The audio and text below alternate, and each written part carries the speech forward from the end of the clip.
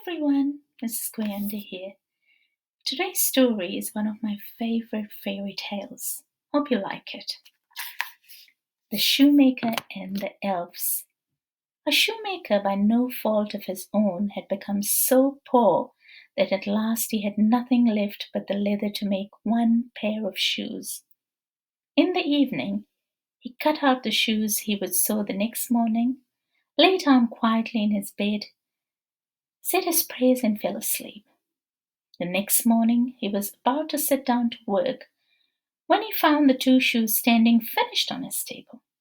He was astounded and did not know what this could mean. He took the shoes in his hands to examine them.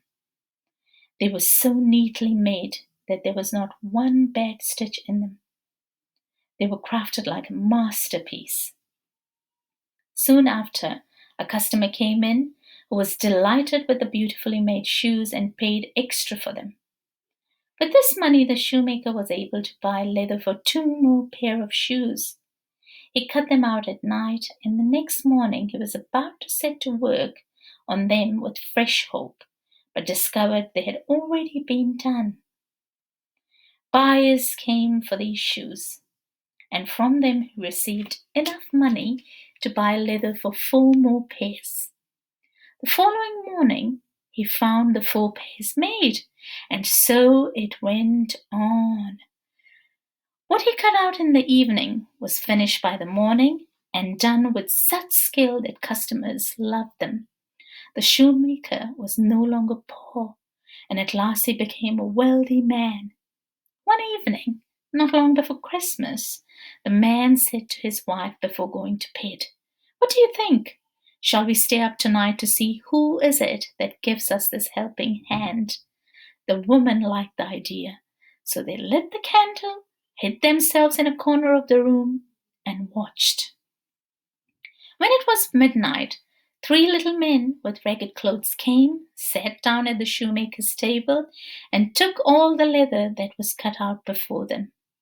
They began to stitch and sew and hammer so precisely and so quickly with their little fingers that the shoemaker could not take his eyes off them. The little men did not stop until all the shoes were made, and they ran quickly away. Next morning, the shoemaker's wife said, "The little men have made us rich. We must show that we are grateful for it. Their clothes are ragged and they must be cold. I will make them little shirts and coats and vests and trousers and knit each of them a pair of stockings, and you could make them 3 little pair of shoes." The man said, "I would be very glad to do that." A few nights later, when everything was ready, instead of the cut-out leather for making into shoes, they laid their presents all together on the table and then hid to watch what would happen. At midnight, the little men came bounding in, ready to get to work. They did not find any cut-out leather to work on, but only the handsome little clothes. At first they were astonished, and then they were delighted. They dressed themselves in the shirts and coats and vests and trousers and stockings and shoes with great speed, singing, "Now we are boys so fine to see, we need no longer cobblers be." They danced and skipped and leaped over chairs and benches. Then they danced out the door. They never came back. But all went well for the shoemaker, and his business flourished through all the days of his life. The end.